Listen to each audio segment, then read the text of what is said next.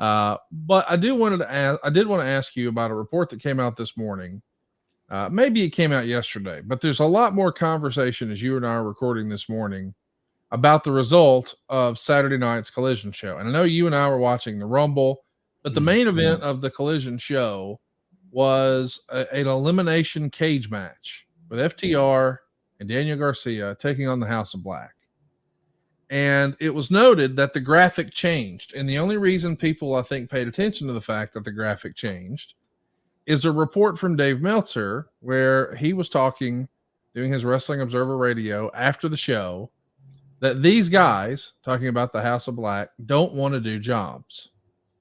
And somebody who works on our side of things, helping us behind the scenes, has a lot of friends in AEW. And that was repeated to me that there was some discussion about doing jobs of that main event in the cage match. This would have been heads up with the Royal Rumble. And then Dave Meltzer goes on the Wrestling Observer Radio and says, these guys just don't want to do jobs. Basically saying that Buddy Matthews, who is in real life with Rhea Ripley, and Malachi Black, who in real life is with Zelina Vega, meaning both of their wives work and are employed by WWE, same as Andrade and his wife Charlotte. We saw Andrade come back in the Royal Rumble this past weekend. Meltzer's basically saying, why do you keep putting these guys on TV if they're not going to lose and you know they're leaving? And I wanted to ask you about that because, first of all, Buddy Matthews responded with his own AEW avatar that shows he is 1-1 in trios, 0-1 in tag team wrestling, and 0-1 in singles this year. So he's 1-3 this year. And of course, Brody King says, funny how someone's opinion just becomes fact because they've been watching wrestling a long time. The format and stipulation of the cage was always what it was going to be. It's not our fault the wording on the graphic got changed. And Will Washington, who works for AEW, says, I usually don't comment on stuff like this, but before this idea spreads or gets out of hand, the wording change was just for clarity. It was absolutely escape rules when the first match graphic dropped. So I guess there's a lot of discussion about whether or not these guys, quote unquote, will do jobs and whether or not they're going to WWE. You dealt with some of this because sometimes guys would not necessarily lose on their way out in WCW, like the way you handled Chris Jericho comes to mind. Even Perry Saturn. I mean, there were a lot of people who left. They weren't necessarily leaving on the worst terms. Do you have a strong feeling one way or another about guys who don't want to do jobs, allegedly? I'm not saying that's the case here. Guys who want to leave, I don't know if that's the case. More importantly, what do you make of Meltzer saying they didn't want to do jobs, and even AEW's own employee, not the talent, but Will Washington saying the stipulation rules were there the whole time. Nothing changed. There's a lot to unpack here. I want your 2 cents on it. First of all, I've been in situations where talent resisted losing a match on their way out the door because they felt that they would. I mean, look at Bret Hart. It's the most famous one.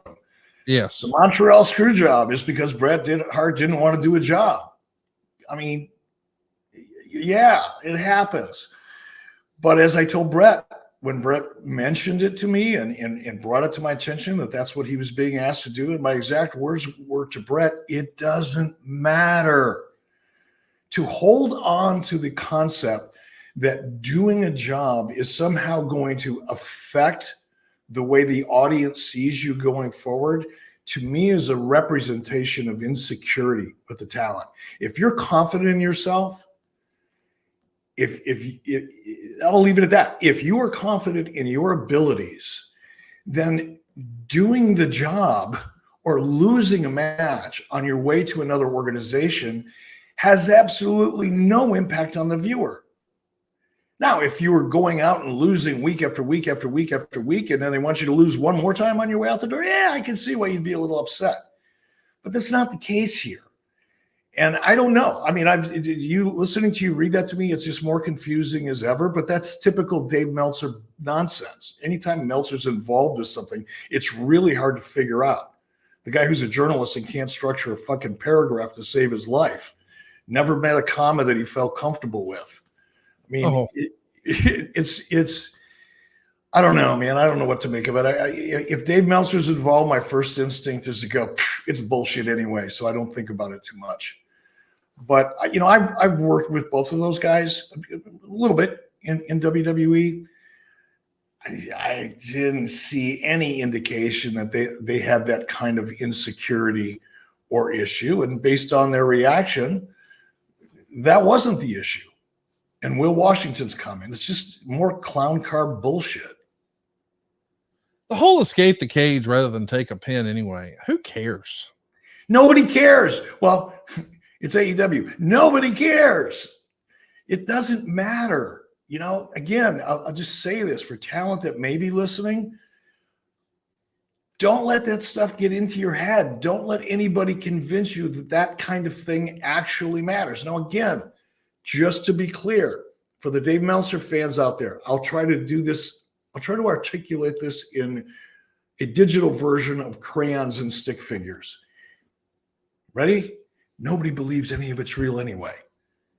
They come to be entertained. They come to see your performance. They come to live vicariously through you if you can establish a character that they care about one way or the other. They don't have to love you. They can hate your guts. Yay, me. It doesn't matter as long as they feel strongly one way or the other. Learn that from Vern Gagne, by the way. And the winning and losing part ultimately doesn't really matter. It's your character and what you do with it that does. So just, again, it's funny. Meltzer is exposing himself more and more. And he's looking more unhinged every single day. I mean, some of the stuff I see him posting is like, I used to have fun with it and react to it, make fun of him. I don't even do that anymore. It's getting pathetic at this point.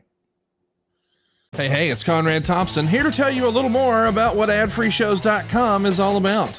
Get early, ad-free access to more than a dozen of your favorite wrestling podcasts every single week, starting at just $9. That's less than 20 cents an episode each month. And yes, you can listen to them all directly through Apple Podcasts or your regular podcast apps. How easy is that? Ad-Free Shows also has thousands of hours worth of bonus content and docuseries like Title Chase, Eric Fires Back, Conversations with Conrad, and The Insiders. Plus new series like The Book with David Crockett, Monday Mailbags with Mike Chioda and Nick Patrick, and a whole lot more. And you want to talk about early? You can't get any earlier than listening to the shows live.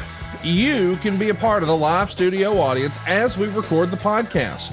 Plus, ride shotgun alongside your favorite childhood heroes for live watch-alongs, Q&As, and other interactive experiences every single month. Come on now, see for yourself what thousands of other wrestling fans from around the world have discovered, that adfreeshows.com is the best value in wrestling. Check it out today, and hey, when you do, the first week is completely free.